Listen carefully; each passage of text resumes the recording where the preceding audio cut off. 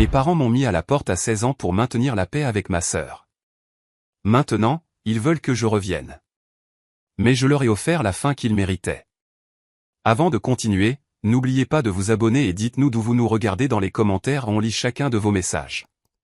J'ai 23 ans, je suis un homme, et j'ai 2 ans de plus qu'Anna, 21 ans. Quand elle est née, c'est comme si un interrupteur s'était déclenché dans le cerveau de mes parents. Papa avait toujours parlé de vouloir une fille pour lui apprendre à lancer une balle de softball et l'emmener au bal père-fille. Maman a immédiatement eu sa nouvelle partenaire de shopping et meilleure amie. Moi, j'étais l'enfant d'essai, celui sur qui ils avaient déjà fait leurs erreurs parentales.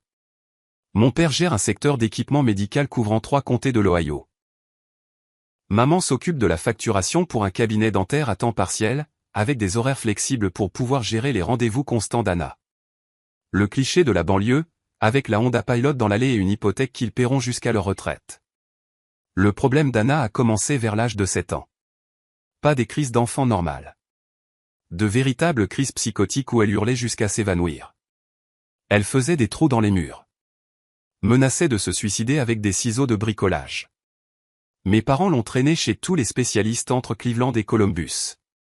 Psychiatre, comportementaliste, même un chiropraticien charlatan qui prétendait pouvoir guérir les maladies mentales par des ajustements de la colonne vertébrale. Le diagnostic changeait tous les 6 mois. Le TDAH est devenu un trouble bipolaire, puis un trouble oppositionnel avec provocation, puis de l'anxiété avec dépression. Chaque nouvelle étiquette s'accompagnait de nouveaux médicaments, de nouvelles thérapies, de nouvelles excuses pour expliquer pourquoi Anna ne pouvait pas se contrôler. Mais la dynamique familiale n'a jamais changé. Anna était malade, donc Anna avait besoin de protection. Anna avait des difficultés, donc Anna avait la priorité sur tout. Anna passait une mauvaise journée, donc tout le monde devait gérer sa vie en fonction des sentiments d'Anna. Mes parents avaient cette philosophie sur l'éducation des garçons par rapport aux filles. Papa racontait à ses copains au travail comment il me rendait dur et indépendant, prêt pour le monde réel. Pendant ce temps, Anna était traitée comme si elle était en verre. Quand je me plaignais qu'Anna détruisait mes affaires, on me faisait la morale sur le fait d'être le plus mature. Quand elle me frappait ou me jetait des objets à la tête, on me disait de comprendre sa condition. Quand je demandais pourquoi elle pouvait s'en tirer avec n'importe quoi, j'étais insensible à ses problèmes de santé mentale. À 14 ans, j'étais essentiellement l'aide-soignant psychiatrique non rémunéré d'Anna. Mon travail consistait à la calmer, à lui donner tout ce qu'elle voulait et à lui servir de punching ball personnel quand elle avait besoin de libérer ses frustrations. Mes parents me l'ont littéralement dit, que parfois Anna avait besoin de passer sa colère sur quelqu'un. Et en tant que son grand frère, je devais être compréhensif. Les visites de la police ont commencé quand j'avais 15 ans. La première fois, Anna s'est enfermée dans la salle de bain avec un cutter, menaçant de s'automutiler parce que mes parents ne la laissaient pas se teindre les cheveux en bleu. J'ai dû défoncer la porte pendant que papa appelait le 911. Le policier qui est intervenu était un homme plus âgé, à environ 5 ans de la retraite. Il a examiné la scène.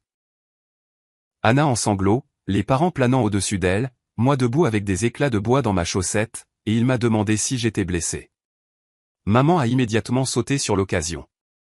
Oh, il va bien. Il est si bon avec sa sœur. Nous gérons juste une crise de santé mentale. Le flic m'a regardé de nouveau, puis mes parents, et a rédigé son rapport. Dispute domestique, épisode de santé mentale, famille coopérant au traitement. Dossier clos. C'est devenu la réponse standard. Anna faisait une crise. La police arrivait. Les parents expliquaient sa condition. Tout le monde se concentrait sur le soutien dont Anna avait besoin. J'étais toujours présenté comme le grand frère responsable aidant sa sœur en difficulté. Personne ne demandait ce que cela me faisait. Personne n'a jamais demandé. Vivre avec Anna, c'était comme partager un espace avec un ouragan rancunier. On ne savait jamais quelle chose microscopique allait la déclencher ni quelle serait l'ampleur de la destruction. Elle fouillait ma chambre dès que j'étais à l'école ou au travail, prenant tout ce qui attirait son attention. Casque de jeu, sweat à capuche, argent liquide de mon tiroir. Quand je la confrontais, soit elle niait catégoriquement, soit elle se mettait à pleurer en disant que je la détestais et qu'elle voulait juste se sentir connectée à son grand frère. La solution de mes parents était toujours la même. Laisse-la faire. Ne fais pas de vagues. Elle traverse une mauvaise passe. Sois le plus mature. J'ai commencé à garder tout ce qui était important dans un casier de sport à l'école. Je devais déjeuner dans la salle informatique la plupart des jours parce que je dépensais l'argent de mes repas pour remplacer les choses qu'elle avait cassées ou volées. J'ai appris à cacher de l'argent dans des endroits où elle ne penserait pas à chercher, à l'intérieur de vieilles couvertures de manuels, scotchées sous le tiroir de mon bureau. La violence a augmenté progressivement. Ça a commencé par des coups de frères et sœurs normaux quand elle était frustrée, puis des griffures avec ses ongles, des morsures assez fortes pour laisser des marques, des objets ménagers jetés à ma tête. Un après-midi, elle m'a poursuivi autour de l'îlot de cuisine avec un tournevis cruciforme parce que je ne voulais pas lui donner le mot de passe de mon ordinateur portable. Mes parents étaient toujours là pour les conséquences, mais n'assistaient jamais aux agressions elles-mêmes. Ils me trouvaient en sang au couvert de bleu et demandaient ce qui s'était passé. Quand j'expliquais, ils soupiraient et demandaient ce que j'avais fait pour la provoquer. Puis ils allaient réconforter Anna pendant que je me nettoyais dans la salle de bain. Le personnel de l'école a commencé à remarquer les marques. Ma professeure d'anglais de seconde m'a pris à part après le cours et m'a interrogé sur les griffures sur mes avant-bras. J'ai inventé une histoire sur le fait d'aider mon père à défricher dans le jardin. Elle ne l'a pas cru. Tu sais, tu peux me parler s'il se passe quelque chose à la maison, n'est-ce pas? Il y a des gens qui peuvent t'aider. Je voulais tout lui dire. Comment j'avais commencé à barricader la porte de ma chambre la nuit parce qu'Anna entrait parfois pendant ses crises. Comment j'échouais en algèbre parce que je n'arrivais pas à me concentrer sur autre chose que survivre jusqu'à l'obtention de mon diplôme. Comment je restais éveillé à écouter les bruits de pas dans le couloir. Mais qu'est-ce que j'étais censé dire? Que mes parents étaient des gens bien confrontés à une situation impossible? Que Anna ne pouvait pas s'empêcher de se comporter ainsi à cause de la chimie de son cerveau? C'est tout ce que n'importe qui aurait entendu, alors j'ai dit que tout allait bien à la maison. Madame Rodriguez semblait vouloir insister mais a reculé. L'isolement était écrasant. Je ne pouvais pas inviter d'amis, car on ne savait jamais quand Anna aurait une crise. Les quelques fois où j'ai essayé, elle a inévitablement fait quelque chose qui les a fait fuir, les menacer directement, casser quelque chose de valeur, se mettre à crier que tout le monde complotait contre elle. Le désastre est arrivé un jeudi de mars, 3 semaines avant mon 17e anniversaire. Je m'en souviens parce que je comptais les jours jusqu'à ce que je puisse légalement partir. Je suis rentré du travail vers 21h et j'essayais de rattraper mon retard en chimie. J'avais un examen le vendredi et j'étais déjà en retard parce que j'avais pris des heures supplémentaires pour éviter d'être à la maison. Anna était en pleine fureur. Elle avait été renvoyée de l'école pour avoir menacé de pousser une autre fille dans les escaliers et était furieuse de manquer une fête ce week-end-là. Mes parents l'avaient privée de sortie, ce qui signifiait qu'elle cherchait quelqu'un à punir. J'étais à la table de la cuisine avec mon manuel et ma calculatrice, essayant de mémoriser des formules moléculaires. Anna est descendue, fouillant les placards et les tiroirs comme si elle cherchait quelque chose. « Où est mon argent ?» a-t-elle exigé en se tournant vers moi. J'ai levé les yeux de mes devoirs. « Quel argent ?» Ne fais pas l'idiot. J'avais $60 dans ma chambre, et maintenant ils ont disparu. Tu es le seul à y entrer. C'était de pure connerie. J'évitais la chambre d'Anna comme si elle était contaminée par la peste. Je ne suis pas allé dans ta chambre. Je ne sais rien à propos de cet argent. Menteur, a-t-elle crié. Tu voles toujours mes affaires. Ce n'est pas parce que tu as un boulot de merde que tu peux me prendre des choses. L'accusation m'a frappé de plein fouet. Je travaillais 40 heures par semaine, je remplaçais constamment des gens, j'économisais chaque dollar que je gagnais. L'idée que je puisse voler qui que ce soit était insultante. Je n'ai pas pris ton argent, Anna. Peut-être que tu l'as dépensé et que tu as oublié. Ou peut-être que tu l'as mis ailleurs. C'était la mauvaise réponse. Son visage est devenu rouge et elle a commencé à hurler que tout le monde dans la maison lui volait ses affaires. Que personne ne respectait sa propriété, qu'elle en avait marre d'être traitée comme une ordure. La crise de colère habituelle d'Anna. J'ai continué à essayer d'étudier, espérant qu'elle se lasserait et trouverait quelqu'un d'autre à torturer, mais elle montait en puissance. Elle a commencé à jeter des choses, des serviettes en papier, le courrier du comptoir. Puis elle a attrapé une tasse à café en céramique que ma mère aimait et l'a fracassée contre le mur. J'avais des devoirs à finir.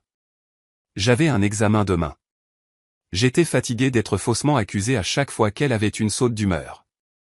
Je n'ai pas pris ton argent, Anna. Je dois étudier. Trouve quelqu'un d'autre avec qui te disputer. Laisse-moi tranquille. Cela l'a complètement fait exploser. Elle a commencé à crier que j'étais un voleur et un menteur. Que je m'en sortais avec tout parce que j'étais l'enfant prodige maintenant. Puis elle a ouvert le tiroir à couteau et a attrapé le couteau à découper de 20 centimètres. Tu veux continuer à me mentir? A-t-elle hurlé en agitant la lame. J'aurais dû courir.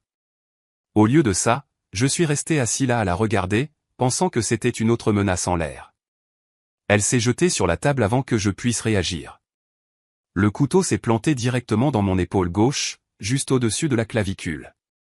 La douleur a explosé dans tout le haut de mon corps et je suis tombé de ma chaise. Puis, elle a laissé tomber le couteau et s'est immédiatement mise à pleurer. Pas parce qu'elle m'avait blessé, mais parce qu'elle s'était fait peur. La réalité de ce qu'elle venait de faire l'a frappée d'un coup. Mes parents sont arrivés en courant. Papa d'abord, puis maman. Et la première chose qui est sortie de la bouche de ma mère a été « Qu'est-ce que tu as fait pour la contrarier ?» Je suis là, avec du sang qui coule le long de mon bras, s'accumulant sur le sol de la cuisine, et il me demande ce que j'ai fait de mal. « Regarde ce que tu lui as fait faire », m'a crié maman pendant qu'Anna sanglotait dans un coin. « Elle fait une crise à cause de toi. » Papa a attrapé des torchons et a commencé à les presser sur mon épaule, mais il regardait Anna tout le temps, s'assurant qu'elle allait bien. « Nous devons appeler le docteur Martinez, » a dit maman. C'était le thérapeute d'Anna. « Et l'hôpital ?» ai-je demandé, en regardant le sang qui imbibait le torchon. « Arrête de faire ton cinéma » a dit papa sans même examiner correctement la blessure. Ce n'est pas si profond. Mais c'était profond. Je pouvais voir quelque chose de blanc. Il fallait des points de suture, peut-être une opération. Au lieu de ça, j'ai eu droit à un torchon et à une leçon sur le fait d'être plus patient avec ma sœur. Ils ont passé l'heure suivante au téléphone avec l'équipe médicale d'Anna, à discuter de la nécessité de l'hospitaliser pour observation. Personne n'a demandé si j'avais besoin de soins médicaux. J'ai dû contourner ma propre flaque de sang pour aller dans ma chambre. Je suis resté assis là, l'épaule enveloppée de serviettes rouges, à les écouter la réconforter pendant une autre crise, comme si elle était la victime dans cette situation. C'est là que j'ai compris. Il ne me choisirait jamais. Pas une seule fois, jamais. Anna serait toujours plus importante. Je pourrais me vider de mon sang dans la pièce d'à accent grave côté et il trouverait un moyen de ramener ça à son état émotionnel. Cette prise de conscience a été en fait libératrice. S'il ne voulait pas de fils, il n'avait pas à en avoir. Cette nuit-là, j'ai attendu que tout le monde dorme. La chambre d'Anna était juste en face de la mienne, et je pouvais l'entendre se parler à travers le mur. Mon épaule saignait toujours à travers les serviettes chaque fois que je bougeais. Du sang frais s'infiltrait à travers le bandage de fortune, mais j'en avais assez d'attendre que quelqu'un s'en soucie. J'ai fait un bagage léger, 2 t-shirts, un sweat à capuche, le jean que je portais et un chargeur de téléphone.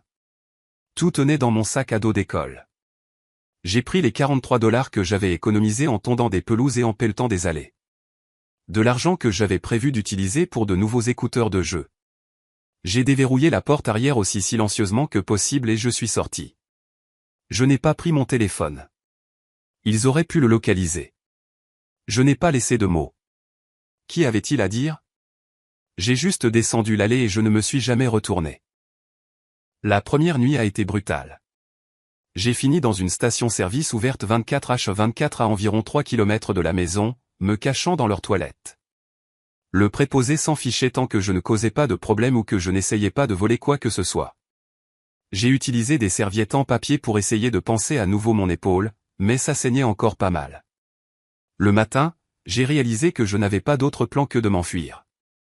43 $ ne durent pas longtemps quand on achète de la nourriture et qu'on essaie de rester au chaud.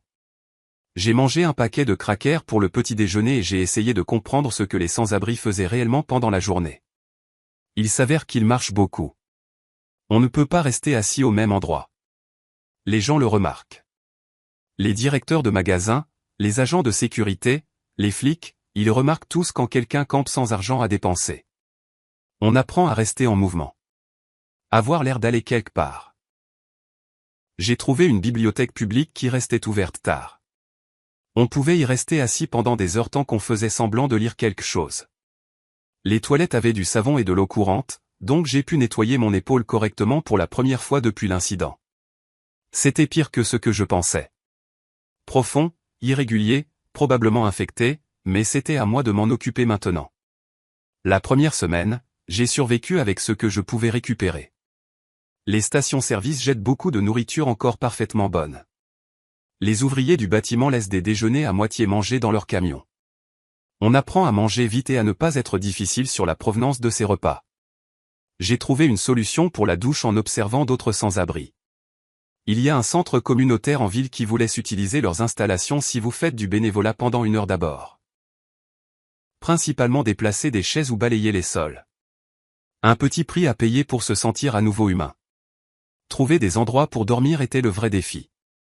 Les premières nuits, j'ai essayé de dormir à la dure derrière des bennes à ordures, sous des ponts, dans des laveries automatiques ouvertes 24h/24.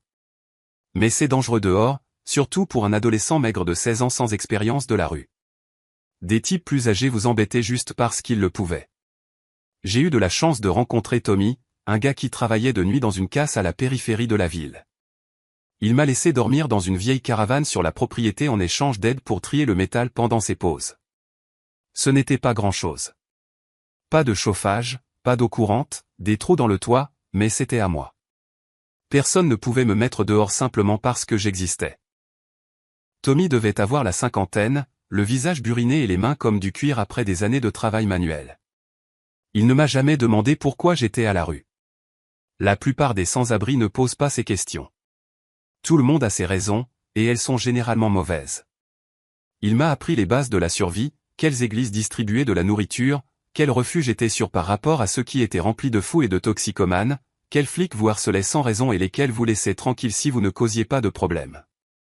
Ce qui était étrange, c'est à quelle vitesse je me suis adapté à la vie dans la rue. Après des années à marcher sur des œufs à la maison, vivre sans abri était presque relaxant. Personne n'allait me crier dessus pour avoir respiré trop fort. Je pouvais simplement exister sans m'excuser constamment. L'hiver a été rude. Cette caravane n'avait pas d'isolation, et la chauffer avec un radiateur d'appoint consommait la majeure partie de l'argent que je pouvais rassembler. J'ai appris à porter plusieurs couches de tout, à dormir dans un sac de couchage que Tommy m'a donné, et à passer la plupart des heures de la journée quelque part où il y avait du chauffage. Mon 17e anniversaire est passé en silence. Je travaillais comme journalier, chargeant des camions dans un entrepôt. Le superviseur payait en espèces à la fin de chaque journée. Pas de questions, pas de paperasse, pas de vérification d'antécédents. J'ai utilisé le salaire de ce jour-là pour m'acheter une bonne paire de chaussures de travail et un sandwich à l'épicerie du coin. Ce n'était pas la vie que j'avais prévue, mais pour la première fois depuis des années, je n'avais pas peur de m'endormir la nuit. Vivre à la dure vous apprend des choses rapidement, des choses réelles, des choses pratiques que l'école n'aborde jamais. Comme repérer les boulots qui paient en espèces et ne demandent pas de pièces d'identité, comment faire durer $20 pendant 3 jours, comment faire la différence entre quelqu'un qui pourrait réellement vous aider et quelqu'un qui vous voit comme une cible facile. Le travail journalier est devenu ma source de revenus régulière. Chaque matin à 6 heures, une trentaine de gars se rassemblaient sur un parking derrière un Home Depot. Des entrepreneurs arrivaient en camion et choisissaient ceux qui semblaient les plus forts et les plus fiables pour le travail du jour. Déménager des meubles, creuser des fossés, nettoyer des chantiers, des travaux de démolition, du travail de manœuvre qui payait peut-être $50 si vous aviez de la chance et que l'entrepreneur n'était pas un radin. Le travail était dur, mais il était honnête et personne ne se souciait de votre histoire. J'étais jeune et je pouvais travailler plus dur que la plupart des gars plus âgés, donc j'étais souvent choisi. L'astuce était de se présenter propre, sobre et prêt à travailler. La moitié des gars là-bas avaient de sérieux problèmes, addiction, problèmes de santé mentale, ennuis judiciaires. Moi, j'avais juste besoin d'un travail stable. Après quelques semaines, un entrepreneur nommé Mike a commencé à me demander spécifiquement. Il faisait de petits travaux de rénovation en ville, cuisine, salle de bain, travaux électriques de base. Rien de sophistiqué, mais de l'argent stable et une véritable formation professionnelle. Mike était différent des autres entrepreneurs. Il se souciait vraiment que vous appreniez quelque chose au lieu de simplement vous utiliser comme main-d'œuvre. Il m'expliquait ce qu'il faisait pendant que nous travaillions. Me montrait comment lire des schémas électriques et m'enseignait quels outils fonctionnaient le mieux pour différentes tâches. « Tu es intelligent », m'a-t-il dit un jour alors que nous installions un ventilateur de plafond dans la cuisine d'une dame. Trop intelligent pour vivre éternellement dans cette caravane. Je n'avais jamais mentionné la caravane, mais Mike était observateur. Il pouvait dire que j'étais sans abri juste en me regardant. La façon dont je mangeais mon déjeuner comme si c'était mon dernier repas. Le fait que je me portais toujours volontaire pour les heures supplémentaires. Le fait que je me présentais avec les 3 mêmes chemises encore et encore. Tu as déjà pensé à passer ton GED, a-t-il demandé. Non. L'école me semblait appartenir à une autre vie. Quelque chose qui appartenait au gamin qui barricadait la porte de sa chambre. Mais Mike n'arrêtait pas d'en parler et j'ai fini par y penser sérieusement. Il y avait un community college à environ 20 minutes qui proposait des cours du soir.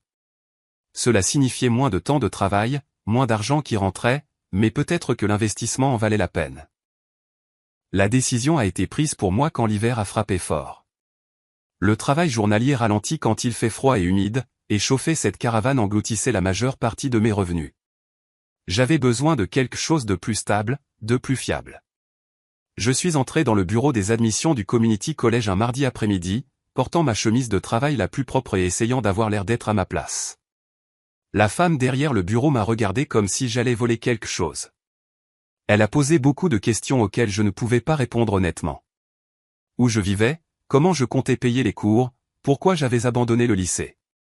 J'ai inventé ce qu'il fallait et j'ai dit la vérité quand je le pouvais. Les cours étaient plus difficiles que ce à quoi je m'attendais. Pas la matière, c'était surtout une révision de choses que je savais déjà. Mais s'asseoir à nouveau dans une salle de classe me semblait bizarre après des mois de travail manuel. Mes mains étaient tachées en permanence par le travail de construction, et je sentais la sueur de bois, peu importe combien de fois je me douchais au centre communautaire. La plupart de mes camarades de classe étaient des personnes plus âgées qui n'avaient jamais terminé le lycée ou de jeunes parents essayant d'améliorer leur situation. Tout le monde avait une histoire, et la plupart d'entre elles étaient assez dures. Ça m'a fait me sentir moins seul au monde. J'ai réussi l'examen du GED du premier coup. Mike était plus excité que moi. Il m'a emmené dîner dans un vrai restaurant, pas un fast-food, mais un endroit avec des serveurs et des serviettes en tissu. C'était la première fois que quelqu'un célébrait une de mes réussites depuis des années. Le frère de Mike dirigeait une entreprise de plomberie et cherchait toujours des apprentis. Cela signifiait une vraie formation, une vraie certification, un vrai potentiel de carrière. Cela signifiait aussi laisser le monde du travail journalier derrière moi et m'engager dans quelque chose à long terme. L'apprentissage en plomberie a commencé quand j'avais 18 ans. Tony dirigeait son entreprise de la bonne manière, il payait équitablement les apprentis, leur fournissait une véritable formation au lieu de simplement les utiliser pour les basses besognes, et traitait tout le monde avec respect. Le travail était dur, ramper sous les maisons en plein hiver, réparer des tuyaux cassés et des sous-sols inondés, gérer des problèmes qui avaient été ignorés pendant des années. Mais c'était un travail honnête qui comptait. Je me suis jeté à corps perdu dans l'apprentissage. Raccords de tuyauterie, nettoyage de canalisation, installation de chauffe-eau, travaux électriques de base pour les systèmes de pompage. Tony a commencé par m'envoyer sur de simples appels de réparation, puis m'a progressivement confié des tâches plus complexes à mesure que je prouvais ma fiabilité et ma compétence. Le programme d'apprentissage exigeait 4 ans combinés d'enseignement en classe et de formation sur le terrain. La plupart des gars mettaient 5 ou 6 ans à finir parce qu'il manquait des cours ou se laissaient distraire par d'autres opportunités. J'ai fini en exactement 4 ans. J'ai réussi mon examen de licence du premier coup. L'argent était meilleur que celui du travail journalier, mais surtout, il était stable et prévisible. Je pouvais planifier à l'avance pour la première fois depuis des années au lieu de vivre au jour le jour. Après 2 ans dans le programme, j'ai loué un petit appartement de l'autre côté de la ville. Il y avait le chauffage et l'eau courante, et une porte qui se fermait à clé de l'intérieur. Après avoir dormi dans cette caravane pendant des mois, cela ressemblait à du luxe. J'ai acheté de vrais meubles dans des vœux-greniers et des friperies, un lit, un canapé, une table de cuisine, une télé. Des choses normales que les gens normaux tiennent pour acquises. Chaque pièce était comme une victoire contre la vie à laquelle j'avais échappé. Le travail est devenu mon identité et ma fierté. J'arrivais tôt, je restais tard, je me portais volontaire pour les boulots que personne d'autre ne voulait. Les appels d'urgence, le travail le week-end, les boulots vraiment salissants qui rendaient les clients reconnaissants lorsque vous régliez leurs problèmes. Tony l'a remarqué. Après avoir obtenu ma licence à 22 ans, il a commencé à m'envoyer sur les plus gros appels de service. Après une autre année, il m'a donné mon propre camion d'entreprise avec mon nom peint sur le côté. Voir, Dev, plombier agréé, sur la porte ne devenait jamais lassant. Les clients ont commencé à me demander spécifiquement. Le bouche à oreille s'est répandu que j'étais fiable, honnête et que je résolvais vraiment les problèmes au lieu de simplement les améliorer temporairement. Tony m'a offert une participation dans l'entreprise juste avant mes 23 ans. J'avais été son employé le plus fiable pendant 4 ans, j'avais géré certains de ses plus gros comptes, et j'avais même amené de nouveaux clients grâce aux recommandations. Le partenariat commercial semblait surréaliste, d'adolescents sans abri à propriétaires d'entreprises en moins de 7 ans. Nous avons étendu l'opération, embauché 2 autres apprentis, acheté de meilleurs équipements. Je gagnais plus d'argent que mes parents n'en avaient jamais eu. J'ai acheté une maison. Petite, elle avait besoin de travaux, mais c'était la mienne. Je passais les week-ends à la réparer, en utilisant toutes les compétences que j'avais apprises au fil des ans. Chaque amélioration était comme une preuve que j'avais vraiment réussi. Le quartier était calme, classe moyenne, sûr. Mes voisins étaient des enseignants, des comptables, des petits entrepreneurs. Des gens normaux menant des vies normales. Ils me connaissaient comme le gars poli d'à accent grave côté qui réglait leurs problèmes de plomberie et gardait sa pelouse propre. Aucun d'entre eux ne savait d'où je venais ni ce que j'avais survécu. J'aimais ça. Le passé me semblait être arrivé à une personne complètement différente. Ma vie sociale était simple mais solide. Des amis du travail, des gars de la salle de sport que j'avais rejointe, des voisins que j'avais aidés avec divers projets de rénovation. Rien de profond ou de compliqué, mais assez de connexions humaines pour me garder ancré et normal. Je sortais occasionnellement, mais je gardais les choses légères. La confiance ne venait pas facilement après avoir grandi comme je l'avais fait. La plupart des femmes de mon âge voulaient des relations qui évoluaient rapidement. Voulaient tout savoir sur votre passé et votre famille. Je n'étais pas prêt pour ces conversations. La plupart des soirs, je m'asseyais sur ma terrasse arrière et je profitais simplement du calme. Après des années de chaos et de danger, la paix me semblait être le luxe ultime. Je ne pensais pas beaucoup à ma famille pendant ces années. Quand je le faisais, c'était comme se souvenir d'un mauvais film que j'avais vu une fois. Désagréable, mais plus réel.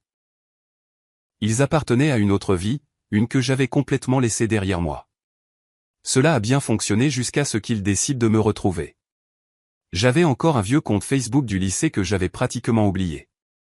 Je ne m'y étais pas connecté depuis peut-être 2019. Un samedi après-midi tranquille, je nettoyais de vieux comptes email et je me suis souvenu qu'il existait. C'est là que je les ai vus. Ma mère publiait depuis des années ses messages manipulateurs en quête de sympathie, espérant et priant toujours pour que notre fils rentre à la maison. L'amour d'une mère n'abandonne jamais. Certaines blessures prennent du temps à guérir, mais la famille est éternelle. Les commentaires en dessous étaient exactement ce à quoi on pouvait s'attendre. Des voisins et des amis de la famille offrant leur soutien, disant qu'ils priaient pour notre famille, demandant s'il y avait quelque chose qu'ils pouvaient faire pour aider à me retrouver. Ça m'a rendu malade. Ces gens pensaient que j'étais un gamin à problème qui avait trempé dans des gangs ou la drogue. Ils n'avaient aucune idée de ce à quoi j'avais réellement échappé ni pourquoi j'avais dû disparaître. La publication peignait le tableau de parents en deuil cherchant désespérément leur enfant perdu. Mais je savais mieux. S'ils avaient vraiment cherché, ils auraient déposé des rapports de police. Ils auraient fait autre chose que de jouer la comédie du deuil sur les réseaux sociaux des années après les faits. J'ai parcouru des années de cette performance. Ma mère partageant des souvenirs soigneusement sélectionnés de temps meilleurs avec des photos qui rendaient notre famille normale et heureuse. Même certains membres de ma famille élargie y allaient de leurs commentaires de soutien et de leur partage. Tout cela conçu pour les faire passer pour des victimes au lieu des personnes qui avaient créé la situation en premier lieu. J'aurais dû simplement supprimer le compte et continuer ma vie. Mais voir ma mère jouer cette comédie a déclenché quelque chose en moi que je pensais enterrer. J'ai envoyé un seul message. Simple, direct. Je suis en vie. Laissez-moi tranquille. J'aurais dû tous les bloquer et retourner à ma vie paisible. Mais la famille a un moyen de trouver des fissures même dans les murs les plus solides que vous construisez. Ma cousine Sarah a obtenu mon numéro de téléphone d'une manière ou d'une autre. Probablement via des annuaires professionnels ou des recherches dans les registres publics. Les appels ont commencé en une semaine.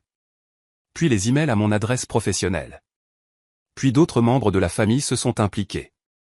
Tous voulaient discuter et guérir les vieilles blessures. Mais ils n'étaient pas intéressés par la guérison.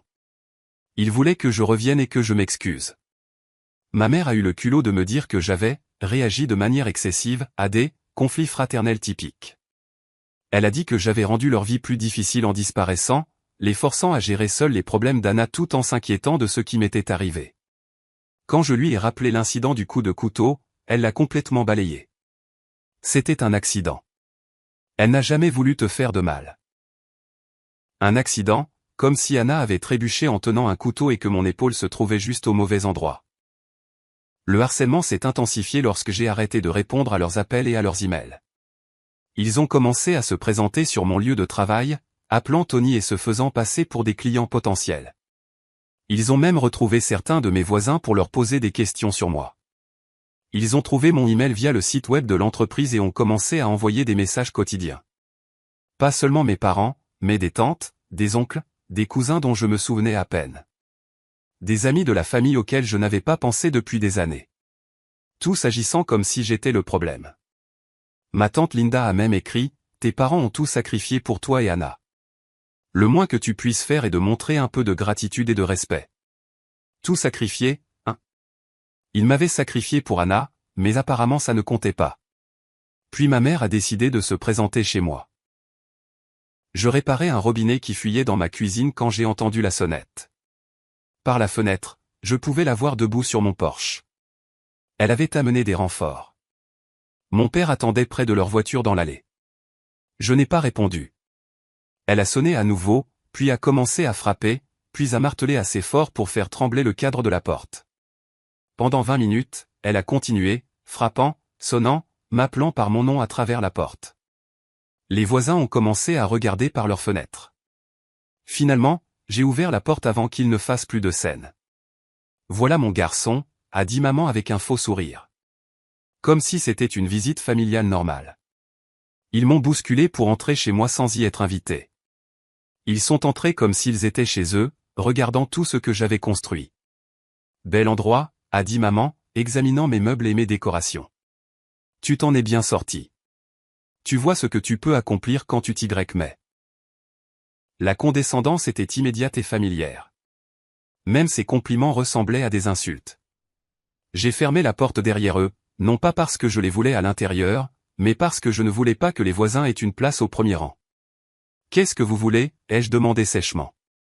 Papa s'est avancé, la voix cassante. « Tu nous dois des excuses pour la façon dont tu es parti, pour le désordre que tu as créé. » Je l'ai regardé, stupéfait. Je suis parti couvert de mon propre sang pendant que vous deux appeliez le thérapeute d'Anna. Qui devrait s'excuser exactement? Ils n'ont pas bronché. Ils avaient répété pour ça. Ils ont passé 1 heure dans mon salon à rejouer la vieille routine. La culpabilité sur l'état d'Anna qui s'était aggravée après mon départ.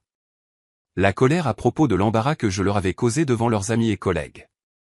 Une fausse inquiétude pour ma santé mentale. Et quand le numéro de la honte n'a pas fonctionné, papa a craqué. « Tu nous as humiliés » a-t-il dit, la voix montant. Les gens posaient des questions.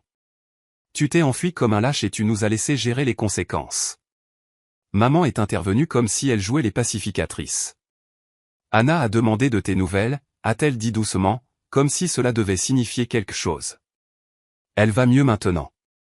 Stable, elle travaille, elle est en couple. Elle veut arranger les choses. » La pièce est restée silencieuse un instant. La conversation a tourné en rond pendant encore 30 minutes. Ils n'étaient pas là pour s'excuser ou faire de véritables amendes honorables. Ils étaient là pour exiger mon aide afin de réécrire toute l'histoire, pour que je joue le rôle du fils prodigue qui avait appris sa leçon et était rentré reconnaissant. Finalement, j'en ai eu assez de la comédie. Je veux que vous sortiez de ma maison, tous les deux, maintenant. Papa s'est avancé comme s'il allait bomber le torse, comme il le faisait avant. Tu ne peux pas simplement mettre tes propres parents à la porte, a-t-il lâché. Tu dois assumer les dégâts que tu as causés.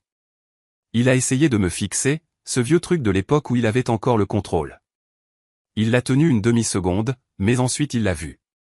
Je n'avais plus 16 ans, et je n'avais pas peur de lui. Pas le moins du monde. Après leur départ, je suis resté assis dans ma cuisine pendant un long moment, fixant le robinet que j'étais en train de réparer. Mes mains tremblaient, non pas de peur, mais de rage. Ils étaient entrés dans ma maison, mon espace sûr, et avaient essayé de me faire sentir à nouveau comme ce gamin effrayé. Mais quelque chose avait changé pendant leur visite. Pour la première fois en 7 ans, je les avais vus clairement, non pas comme les parents puissants qui avaient contrôlé mon enfance, mais comme deux personnes vieillissantes désespérées de maintenir une image qui se fissurait déjà. Ils n'étaient plus puissants. Ils étaient juste pathétiques. Le téléphone a sonné cette nuit-là. Maman, encore, comme si la visite n'avait pas eu lieu. Sa voix était différente cette fois. Mesurée, prudente. Nous devons nous revoir, a-t-elle dit. Nous tous. Anna incluse. Elle veut te parler. Non. Elle est stable depuis 3 ans maintenant. Ce n'est plus la même fille que tu te souviens. Tant mieux pour elle. Toujours non. Elle a fait une pause, puis a joué ce qu'elle pensait être son atout maître. Elle veut s'excuser, face à face. J'aurais dû raccrocher. Mais après tout ça, 7 ans, une vie de dégâts, une partie de moi était curieuse de savoir à quoi ressemblerait sa version d'une excuse. Une seule rencontre, ai-je dit. Chez moi, samedi prochain. 2 heures maximum. Ensuite, vous me laissez tranquille, définitivement. Tous. Plus d'appels, plus de mais, plus de harcèlement. C'est fini après ça. Il y a eu une longue pause. Compris. Cette semaine s'est éternisée. Je n'ai pas beaucoup dormi. Je ne pouvais pas arrêter de penser à eux de nouveau dans ma maison, essayant de me ramener dans leur version des événements. Samedi est arrivé. Ils se sont présentés pile à l'heure. Anna avait l'air plus âgée dans le regard. Elle marchait comme si elle faisait attention à ne pas prendre trop de place. Nous nous sommes assis dans le salon en silence total. Maman n'arrêtait pas de scanner ma maison comme si elle inspectait une location. Papa ne faisait même pas semblant de sourire. Anna était assise, raide, fixant le sol. Finalement, elle a levé les yeux vers moi. « Tu t'en es bien sorti ?» a-t-elle dit. Je veux dire, vraiment bien. Mieux que quiconque dans cette maison ne t'en a jamais donné le crédit. Je n'ai rien dit.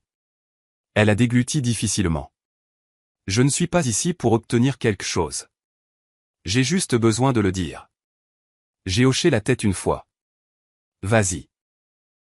Je sais ce que je t'ai fait, et je me souviens de tout. Les cris, la paranoïa, la façon dont je détruisais tes affaires et agissais comme si de rien n'était. Sa voix s'est un peu brisée.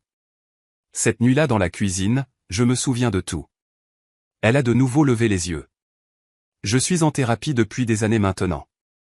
Une vraie thérapie, pas le genre où maman me traînait en faisant semblant que tout allait bien. Et chaque fois que je pense à ce que je t'ai fait, ça me rend malade. Je n'étais pas seulement instable. J'étais cruel. Je t'ai choisi comme cible parce que je savais que tu ne riposterais pas. Je n'ai toujours rien dit. Je voulais tout entendre. Quand tu es parti, je t'ai détesté. J'ai dit à tout le monde que tu nous avais abandonnés. Mais la vérité, c'est que je savais pourquoi tu es parti. Tu devais le faire. Nous n'étions pas une famille. Elle a continué, je n'attends pas de pardon. Je n'attends même pas de relation. Je devais juste te le dire en face. J'ai entendu maman soupirer comme si elle s'ennuyait. Papa s'est agité comme s'il voulait intervenir et prendre le contrôle, mais aucun d'eux n'a bougé. Anna s'est levée lentement et s'est approchée. Je pensais qu'elle allait prendre son sac ou quelque chose. Au lieu de ça, elle m'a serré dans ses bras. Elle s'est accrochée à moi comme quelqu'un qui ne demandait pas à être réintégré. Juste reconnaissante d'être encore debout devant la porte. Je n'ai pas répondu à son étreinte. Pas tout de suite. Elle s'est reculée après quelques secondes, les yeux pleins de larmes.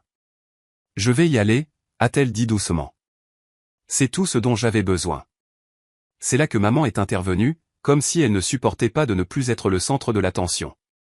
Nous avons tous fait des erreurs, a-t-elle dit, prenant sa voix de thérapeute. Nous devons maintenant aller de l'avant, en tant que famille.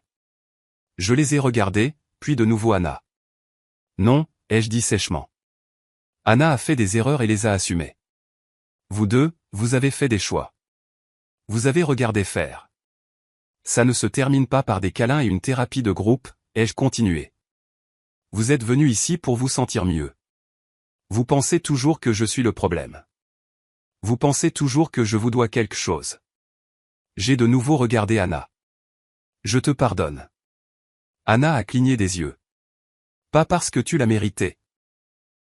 Ai-je ajouté, Mais parce que tu as fait la seule chose que ces deux-là n'ont jamais faite, tu l'as admis. Puis je me suis tourné vers mes parents. Mais vous, vous n'aurez pas ça.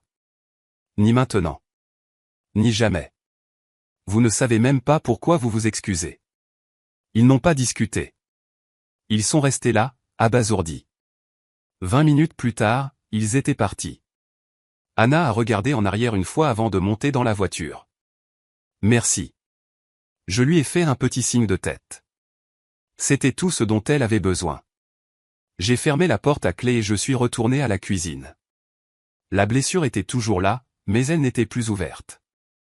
Je n'avais pas besoin de parents qui me voyaient comme un dommage collatéral. Je n'avais même pas besoin d'une sœur qui avait enfin trouvé sa conscience. Mais pour la première fois depuis des années, je n'étais plus seul dans ce souvenir. Merci d'avoir regardé jusqu'au bout. Si cette histoire vous a touché, n'oubliez pas de liker, de vous abonner et de partager. Et surtout, dites-nous ce que vous en pensez en commentaire, on adore vous lire.